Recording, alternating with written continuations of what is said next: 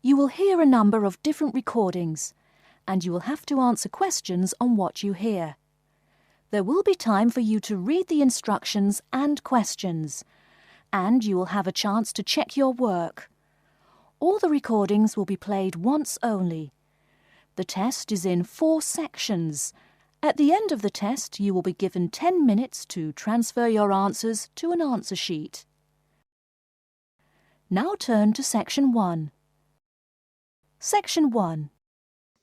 Nowadays, it seems as though everyone in the wealthiest parts of the world is battling with their weight, and as a consequence, more and more people are joining local gyms or buying home exercise machines. First, you have some time to look at questions 1 to 5.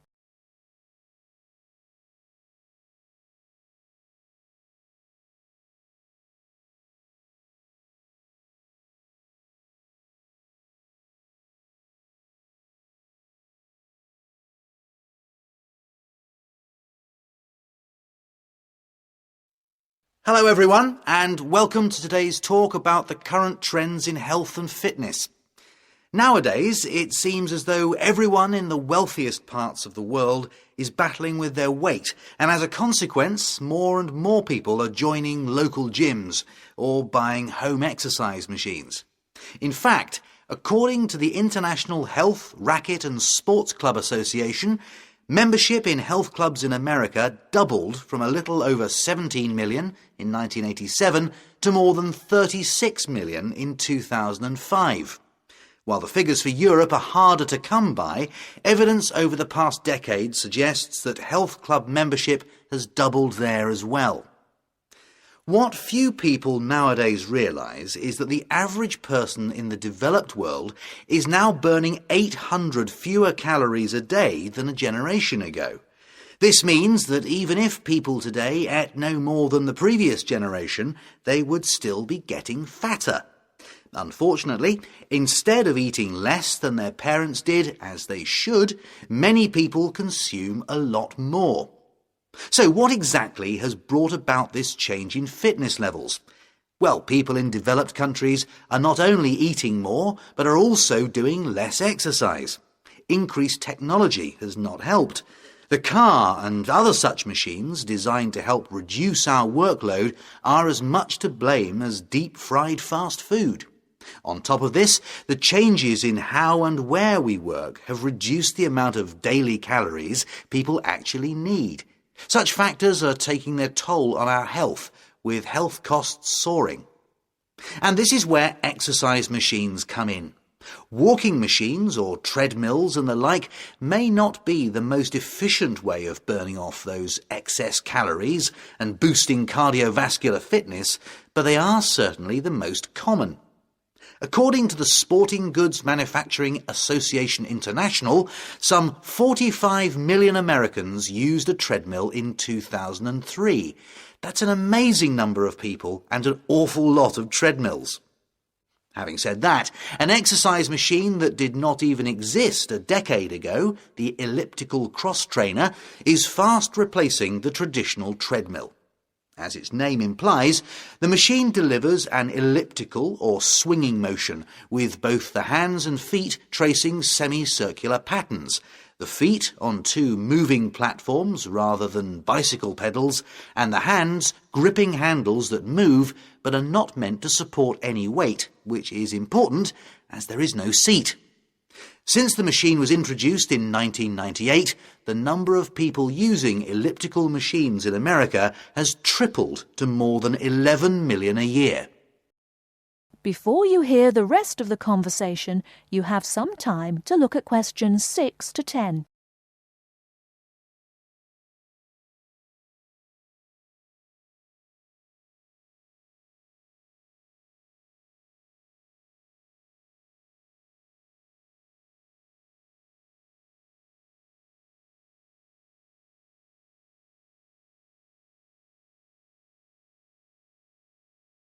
Now listen and answer questions 6 to 10. We have been doing some tests to find out if these machines are actually any better than the previous machines or if they are just another passing trend. Dr. John Pocari, a professor of exercise and sports science, believes that ellipticals are at least better than the previous exercises, but no better than treadmills in terms of increasing cardiovascular fitness. In one set of tests, Dr. Pocari measured the oxygen consumption, heart rate and calorific expenditure of 16 volunteers and found that there was virtually no difference between elliptical machines and treadmills. But elliptical machines have a lower impact on the user than running, claim their manufacturers. True, says Dr. Pocari, who measured the ground reaction forces of the test subjects on the various machines. Running on a treadmill results in forces that are roughly 2.5 times the subject's body weight. But using an elliptical machine gives forces that are roughly equal to the subject's weight. This is much kinder on the body and makes the impact comparable to that of walking. In that respect, ellipticals are superior. However, those who do not want to shell out for fancy exercise machines will be heartened by the results of a seminal study in 1969 by Lewis Pugh, a British physiologist, which has been confirmed many times since.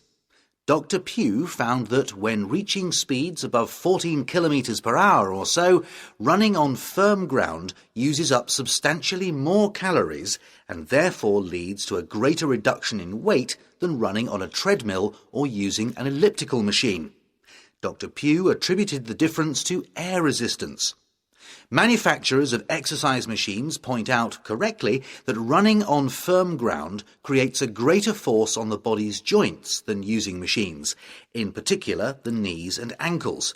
But what they don't say is that modern running shoes go a long way to reducing the impact of such forces.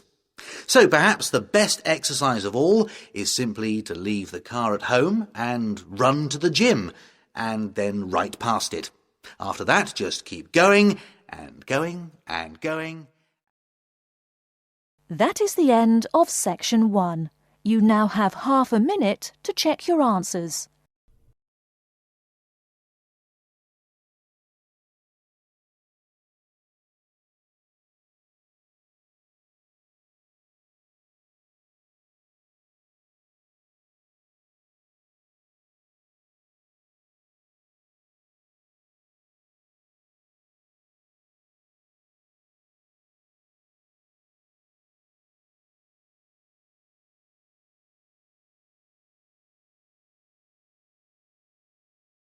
Section 2.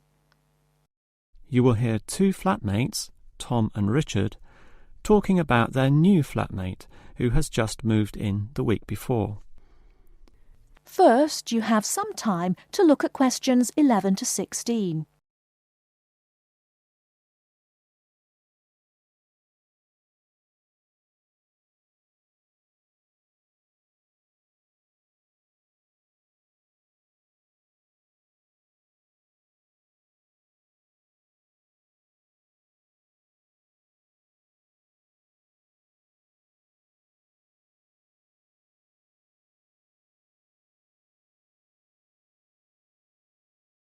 Now, listen carefully and answer questions 11 to 16.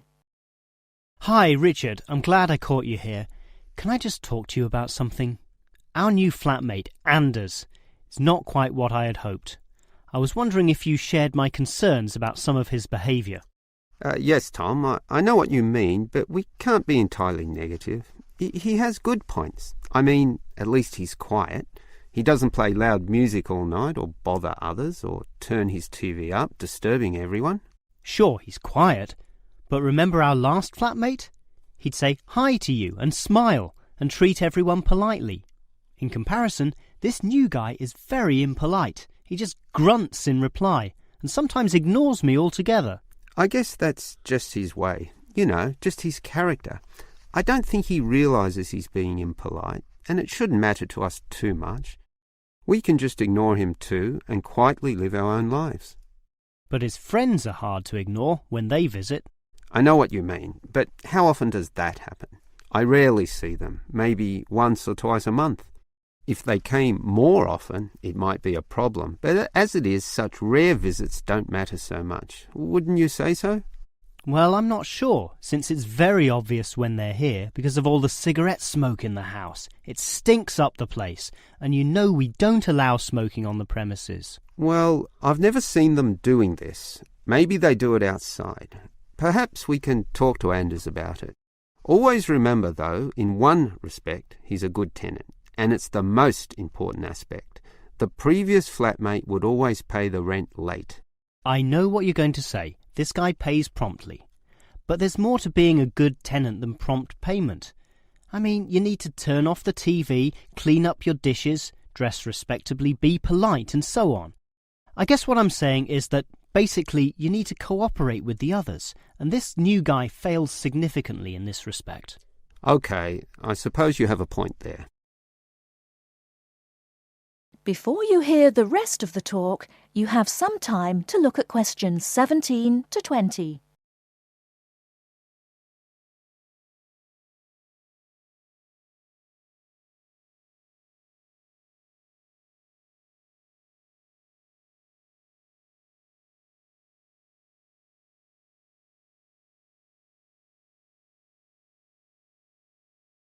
Now listen and answer questions 17 to 20.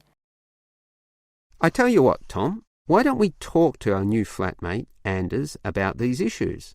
If we throw him out, we'll have to go to all the trouble of finding another flatmate, who might not necessarily be much better. So, let's give the current guy a chance. Here, I've got a piece of paper, so let's make a short list of issues to discuss with him.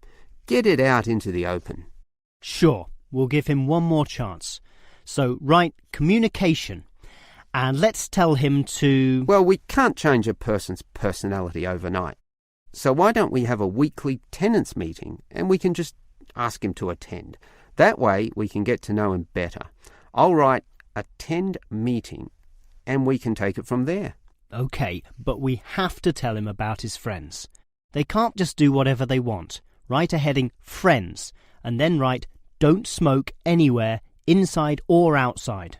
Well, instead of being so direct and possibly causing offence, I'll just write follow rules and verbally mention the rules. TV off by 10 p.m, no loud music or bad behaviour, including smoking. OK, do that, but I still think we need to specifically mention that last issue. You know how I can't stand the habit. So I'd like this to be another and separate point. Cigarettes, strictly forbidden. And it's important to include the strictly here. We can't pussyfoot around too much. Sometimes directness is necessary. OK, I'll write that. Forbidden. OK. And what about cleaning duties? Anders is a little too relaxed about that. Dishes are sometimes not washed, dirty teacups are left around the place, and so on. So, write, must do better. Yeah, again, Tom, he might take that personally and it could cause a scene. I'd rather be general. I'll write must be done and I'll tell him that that's for everyone, not just him. OK? OK, as long as he gets the message. That is the end of section 2. You now have half a minute to check your answers.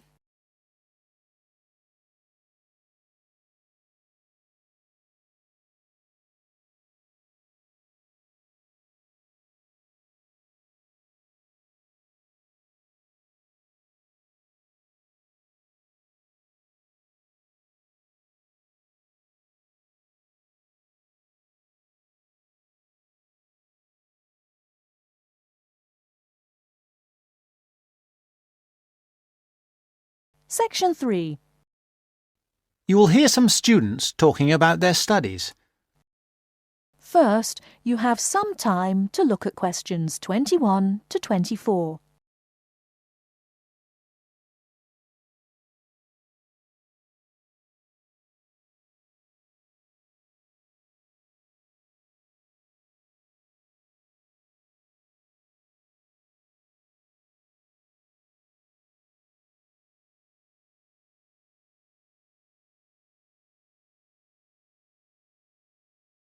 Now, listen carefully and answer questions 21 to 24.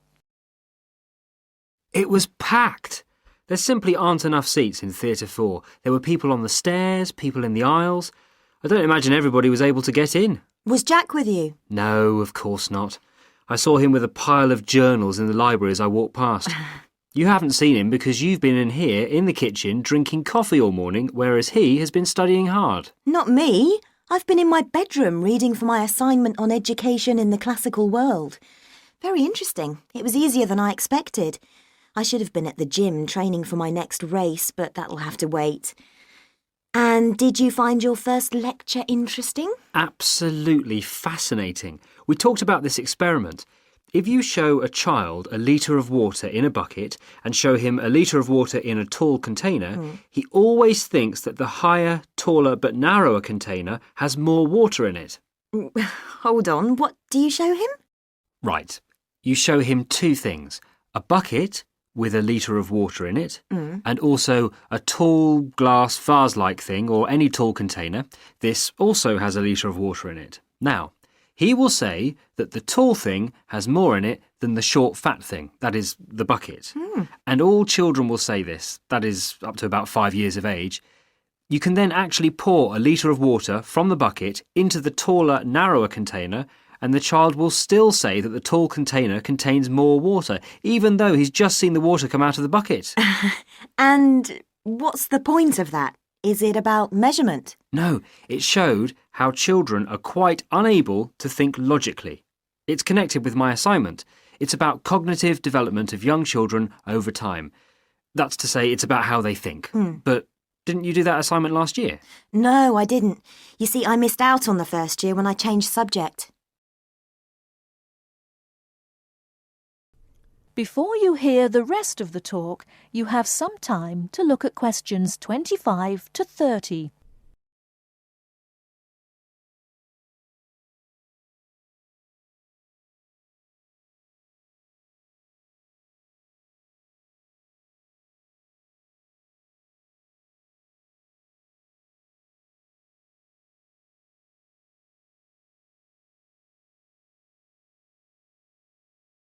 Now listen and answer questions 25 to 30. I started psychology in the second year, which is where I am now. Lucky you. I'm not so sure. I've missed out on a lot of the basic stuff like that, and I will have to catch up in my own time, so I'm relying on you. Oh yes, I remember. What did you study before you changed? I studied law. Why didn't you continue? I found some of the subjects interesting enough. In fact, the criminal area was fascinating in general. But a lot of the law is very technical. It's full of little details which can be very difficult to understand. And I've got a terrible memory too. I could never get all the rules and exceptions into my head. My number one hate really was international trade, which was a minefield of rules and exceptions. In fact, I think it was a complete nightmare. But law is such a popular subject. Lots of people would like to study it. I'm sure they would, but they often don't realise that it's very book-based. You spend most of your time reading about famous cases sitting in a stuffy library, and very occasionally you get out to a lecture or maybe a seminar. What do you find that's better about psychology? Most of all, I like the experimental psychology we have to study. This involves doing something, so it's practical, and with any luck you can make a small, very small, contribution to knowledge. And it is so useful in many careers, for example, business, commerce, education. Law is too, you know. Yes, but the training is so long. You have to spend at least another 2 years on a professional practice course before you can start working. No, I'm happy with psychology. Well, as a psychology student too, I must say I agree with absolutely everything you've said, of course. That is the end of section 3. You now have half a minute to check your answers.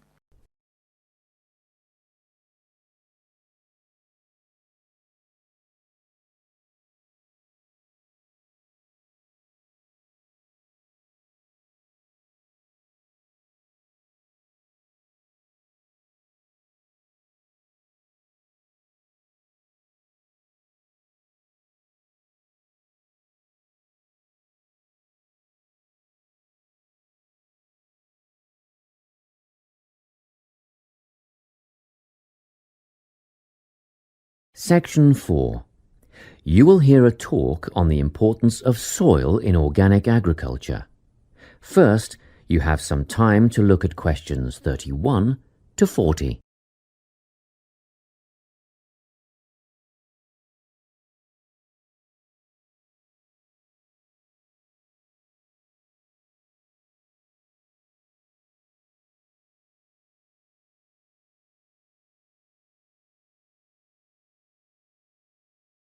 Listen carefully and answer questions 31 to 40.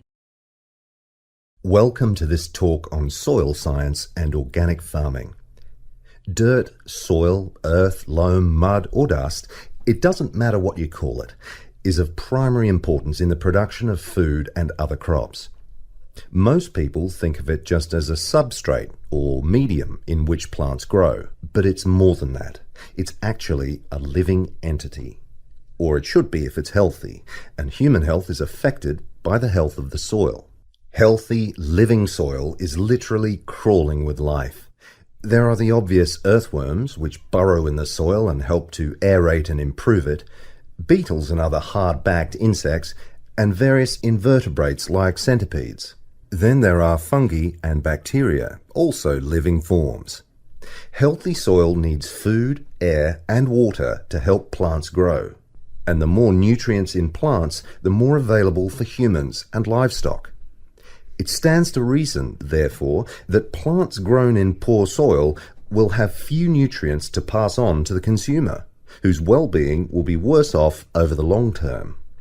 So, where do plants get their nourishment? Most of it comes from the soil.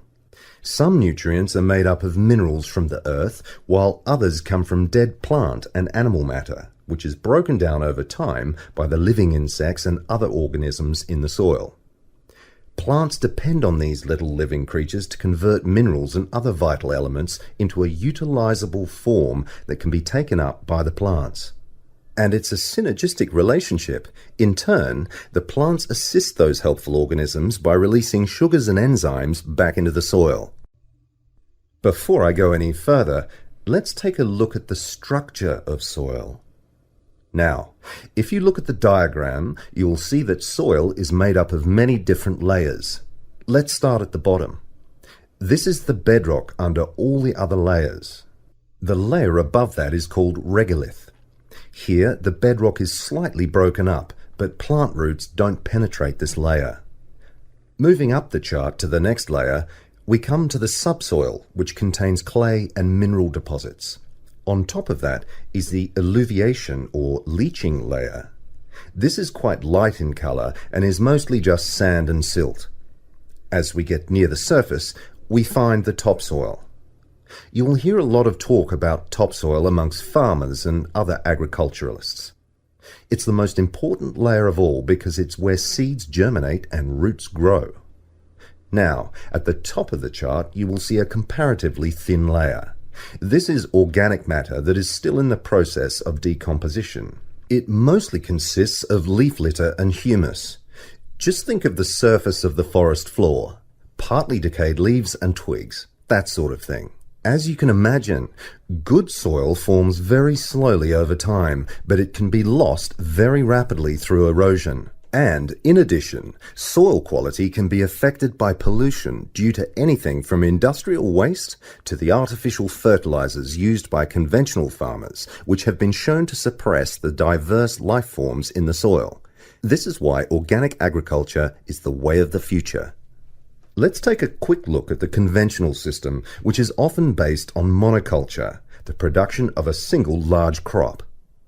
It relies on chemicals for fertilizer and pest control. It is also becoming an increasingly common practice to use genetically engineered seeds. And more chemicals are used to control insects and fungi, which attack crops in storage and during transportation. Also, did you know that there is no requirement for conventional growers to maintain records of their production practices? Organic growers, on the other hand, choose the most environmentally friendly options for dealing with pests and disease problems, working towards prevention in the first place.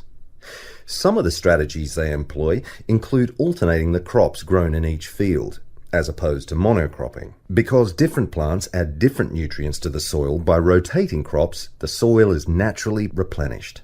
This can do away with the need for pesticides, because the problem insects' life cycles are naturally interrupted. Surrounding crops with green waste can not only conserve moisture in the soil, but it can prevent weeds from springing up, and it also feeds the beneficial microorganisms. When it's ploughed under, it feeds the soil by building more organic matter. Organic farmers often release beneficial insects as predators, which precludes the need for artificial pesticides. Animal manure, combined with green waste materials, correctly composted to kill pathogens and weed seeds, fertilizes the soil in a way that encourages life rather than suppressing it. And, by the way, use of manure in organic farming is highly regulated. In fact, all agricultural inputs are evaluated for their long-term effects on the environment, regardless of whether they are synthetic or natural.